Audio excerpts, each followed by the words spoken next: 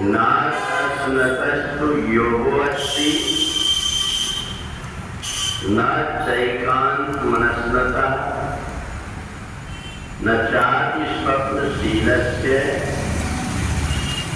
जागतो नैव चार्जुन।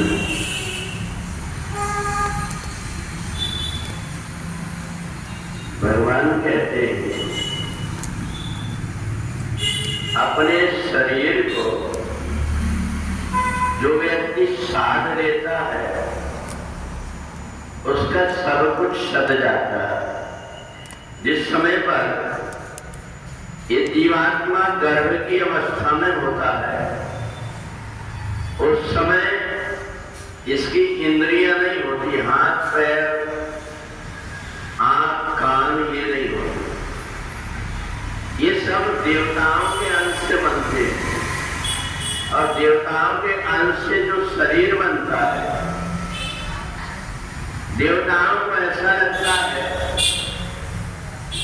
कि देववाणी कहीं भी सुनाई देती है तो अंदर की इंद्रियां सब जागृत हो जाती है और इसलिए संस्कृत ऐसी देववाणी है। भगवान चाहते तो अर्जुन को हिंदी में भी समझा सकते थे, पर भगवान ने ये सोचा मनुष्य कितना सुनेगा कितना समझेगा, परंतु इंद्रियों के अंदर जो देवता जो इंद्रियां उनमें अगर ये संस्कृत का एक भी शब्द पहुंच गया तो इंद्रियां जागृत हो जाएंगी और व्यक्ति का पूरा जीवन समझ जाएगा। और इसलिए जिन लोगों को इसका ज्ञान हो गया है कि गीता एक ऐसा ग्रंथ है जो हमारी आत्मा को बदल देता है, तो वो छटपटाने लगता है, उसको ऐसा लगता है थोड़ा बहुत भी जितना भी हमें मिल जाए हम इस प्रसाद को ग्रहण कर ले। इसलिए जो व्यक्ति सुनने के लिए आतुर रहता है गीता उसके पास अपने आप चले जाता है।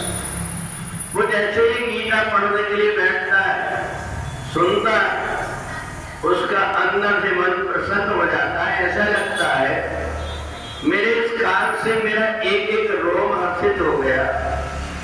संसार के बहुत से कार्य को हम करते रहते हैं, परंतु उन सारे कार्यों में हमारा मन उलझा हुआ होता है। परंतु जब हम भगवान की वाणी को गीता को सुनते हैं और गीता को जैसे ही हम पढ़ते हैं देखते हैं, ऐसा लगता है कि हमारा कोई बिछड़ा हुआ कोई वस्तु हमको मिल गया हो। इसलिए भगवान ने छठवां अध्याय आत्म संयम योग का बताया कि ये जो गीता है इसका ज्ञान जब व्यक्ति को हो जाता है तो उसको ये बात समझ में आ जाती है कि जो व्यक्ति भोजन बहुत कम करता है, अल्पाहार करता है, उसको भी योग सिद्ध नहीं होता, रोग लग जाते हैं। जो व्यक्ति ज्यादा खाता है उसको भी रोग लग जाते हैं। जो व्यक्ति ज्यादा जागता है और या ज्यादा सोता है उसको भी कई प्रकार के रोग लग जाते हैं। परंतु जो व्यक्ति परमात्मा की भक्ति में अपने मन को लगा देता है उसकी बुद्धि को एक निर्णय करने की क्षमता मिल जाती है कि मेरे को करना क्या है। जब व्यक्ति अकेले में रहता है तो उसके मन के अंदर कई प्रकार की बातें आने लगती हैं। बहुत प्रकार का समय उसका बेकार काम में लगा देता है और बहुत से व्यक्ति तो अपना समय कैसा बर्बाद हो रहा है ये समझ ही नहीं पाता।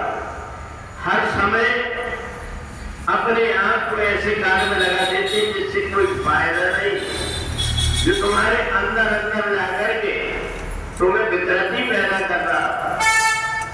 हम रात दिन फोन के पीछे मोबाइल के पीछे भागते रहे, हमारा अंतःकरण हलचल से भर जाता है। बहुत सारी चीजें के कारण मन विकृत हो जाता है।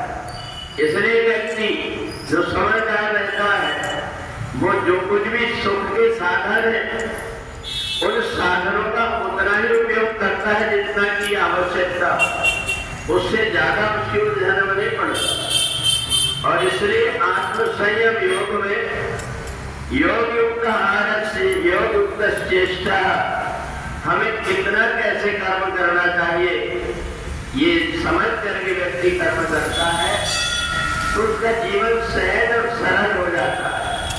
उसके अंदर के जितने भी बोझ है, जितनी भी कठिनाई है, उनके हल करने का कोई ना कोई उपाय बन जाता है। इसलिए हम भगवान की बताई हुई वाणी को अपने हृदय में धारण कर लेते तो हमारा पूरा की पूरा जीवन बदल जाता है। हमें कुछ करना नहीं पड़ता। श्रद्धा के साथ में जो भी शब्द हम पढ़ रहे हैं, सुन रहे हैं, देख रहे हैं, उन शब्दों को आत्मसात करते जाए। अपने अंदर जैसे ही ये भगवान की वाणी जा रही है, इस प्रकार का ज्ञान और बोध हमको हुआ और हमारा एक एक रोग हर्षित हो जाता है। इसलिए सबसे सहज और सबसे सरल उपाय में बात करते करते में भगवान ने जीवन को सुधारने का एक ऐसा सूत्र दे दिया गीता में, जिसके माध्यम से व्यक्ति अपना लोक और परलोक दोनों सुधार देता है। बोले वृंदावन बिहारी लाल की